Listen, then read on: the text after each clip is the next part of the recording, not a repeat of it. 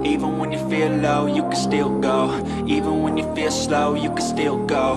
Even when there's no hope, you can still go. I never answer to no, man, I still go. Go, go, go, go, go, go, go, go, go, go, go, go, yo, go, go, go. Hustle hard, hustle every single day. I'll be making moves till I'm buried in my grave. To the system, I don't wanna be a slave. I've been doing shit my way. Assalamualaikum warahmatullahi wabarakatuh. Selamat jumpa lagi bosku dengan LB Shop Channel Wong Desa. Mudah-mudahan para bosku selalu diberi kesehatan dan selalu dilancarkan rezekinya, amin. Kali ini kita akan membahas masalah pemberian pakan alternatif bosku. Jadi kemarin sudah kita singgung apa-apa saja itu pakan alternatif. Terus kira-kira itu waktunya untuk memberi pakan alternatif atau daun-daunan itu kapan? Nanti kita akan bahas di sini. Tapi sebelum itu bosku tolong dibantu klik subscribe-nya, bunyikan loncengnya agar bosku bisa mengikuti video-video terbaru dari kami. Insya Allah channel ini akan selalu membahas masalah seputar budidaya ikan gurame bosku, baik itu di kolam saya sendiri ataupun di kolam teman-teman yang tujuannya itu bisa menjadikan motivasi bagi bosku semua, khususnya bagi para pemula. Dan bagi yang sudah subscribe, saya ucapkan terima kasih, matur suwun.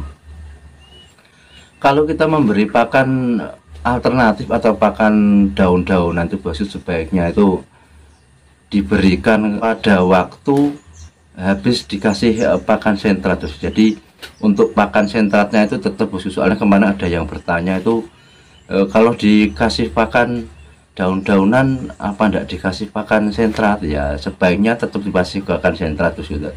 Jadi daunan itu sebagai penunjang atau biar randemen itu bisa maksimal. Umpamanya kalau biasanya itu per 1000 ikan gurame itu dikasih pakan 20 sak lah, nanti pakan daunan itu tetap sebagai penunjangnya. Jadi kalau pakan umpamanya itu standarnya 20 sak, ya nanti ditambah pakan daun-daunan saja, dan itu nanti bisa menjadikan umpamanya jatah itu 20 sak. Kalau dikasih daun-daunan tuh ketemunya kalau kita kasih pakan sentrat semua itu bisa per 1000-nya menjadi 23 bahkan sampai 24 sak bosku. Kalau pakan daun-daunannya itu rutin, terus kasih pakannya itu sebaiknya di waktu kapan? Nah, kalau saya itu biasanya pakan daun-daunan itu saya kasihkan habis kita pakan sentrat bosku. Jadi umpamanya kemarin takarannya itu kalau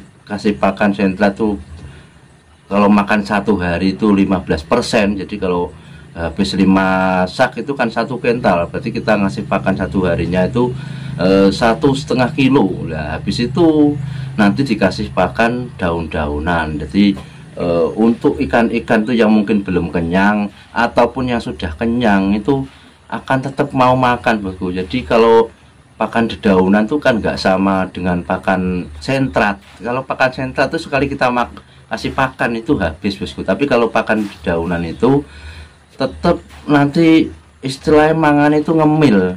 Jadi dididili sambil jalan, didili sampai habis. Lah itu kalau nggak habis satu hari, besoknya lama-lama juga habis kalau pakan dedaunan seperti itu. Jadi kasih pakan dedaunan itu nanti kalau habis kasih pakan sentrat biar itu pagi sore, tapi kalau saya itu biasanya pagi itu habis saya kasih pakan sentrat langsung saya kasih pakan dedaunan. Nah itu nanti ya tidak bisa langsung habis kalau daunnya, tetap proses sambil jalan mungkin satu hari nanti baru habis. Jadi ikan-ikan yang belum kenyang ataupun yang sudah kenyang itu nanti makan daun itu akan lebih menjadi maksimal randemannya bosku. 20 sak hitungannya bisa ketemunya menjadi 24 sampai 25 sak, itu yang ukurannya segitu. Biasanya kalau 20 sak itu dapat dibuat normal dibuat standarnya itu 20 kilo per saknya, karena kan 20 sak 4 kintal. Kalau kita kasih pakan dedaunan tuh per saknya bisa 22 sampai 23 kilogram. Kita mendapat keuntungan 2 kg sampai 3 kg per saknya, kan mending dikalikan habisnya pakan tuh nanti berapa. Nah terus ngasihnya pakan itu sebaiknya tuh apa dari kecil langsung kita kasih pakan dedaunan atau kalau sudah besar. Kalau menurut saya tuh ikan tuh kalau sudah masih kecil tuh bos, itu belum begitu suka dedaunan. Ya suka, cuman makannya nggak cepat. Kalau untuk pembelajaran saja bisa enggak apa-apa, mulai ukuran korek jas atau korek kayu itu dikasih ya, tapi daunnya saja. Kalau daun lompong itu ambilkan daunnya saja, dikasih beberapa lembar biar untuk belajar. Dan nanti kalau sudah besarnya itu segini-gini, paling tidak satu pak, 1 on lah, 1 on 2 on itu ya, nanti makannya itu cepat bosku. Jadi kalau masih kecil ya tetap makannya itu nggak bisa secepat yang ikan besar. Randemennya pun begitu. Nanti kalau ikan besar kan makannya cepat, makanya akan menjadi randemennya itu maksimal. Jadi kalau masih kecil itu untuk pembelajaran saja, jangan di full daunan terus sentratnya sangat minim, itu nanti malah ndak bisa cepat pertumbuhannya. Jadi tetap sentratnya itu yang diutamakan, baru dedaunan. Dan nanti kalau sudah besar, umpamanya sudah 1 on 2 on ya bisa 50-50, umpamanya pakannya itu 1 kilo 2 kilo sekali makan, daunnya secukupnya, maksudnya banyak pun ndak apa-apa. Nanti kan habisnya ndak waktu langsung sekali pakan tuh habis begitu. Jadi bertahap, mungkin habisnya tuh 1 hari penuh baru habis, besok baru dikasih lagi. Kalaupun belum habis tuh dikasih lagi pakan untuk pakan daunannya, itu tidak masalah bosku. Jadi tetap akan dimakan. Rekomendasi yang bagus tetap saya itu daun lompong itu, soalnya kan tidak tenggelam. Jadi habis kalau tidak habis 1 hari ini, nanti besoknya tetap akan dimakan. Pokoknya cari dedaunan. Kalau daunan yang cenderung tenggelam, kalau tidak habis nanti bisa diikat, maksudnya digantung bosku di tepi gitu. Nanti kalau tidak habis biar tidak tenggelam. Soalnya ada jenis-jenis tanaman itu yang kalau tidak habis dalam 1 hari itu tenggelam, seperti biasanya itu daun pepaya itu juga bisa tenggelam. Terus rumput gajah itu kalau tidak habis juga tenggelam. Tapi kalau untuk daun talas atau lompong itu meski tidak habis dalam jangka waktu itu bosku, nanti tidak akan tenggelam, hanya tetap akan dimakan sampai habis.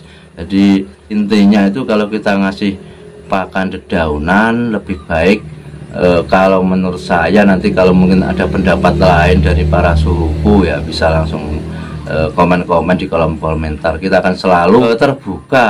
Yang tujuannya itu kalau ada masukan lain dari para bosku kan bisa buat acuan atau bisa buat sharing-sharing para teman-teman. Jadi kita tetap memberinya pakan dedaunan itu sehabis kita ngasih pakan sentratnya, entah itu nanti habisnya dalam jangka waktu 1 hari itu atau besoknya tidak masalah. Tetap untuk ukuran sentratnya kita buat standar. Yang jelas kalau dikasih makan dedaunan itu akan mengurangi atau mengirit dari sentratnya bosku. Saya bilang tadi kalau per 1000-nya itu 25 sak, dikasih 20 sak itu ikannya sudah standar besar. Mainnya itu biasanya itu maksimal. Kalau 20 sak itu enggak, tanpa daun itu dapatnya 4 kental.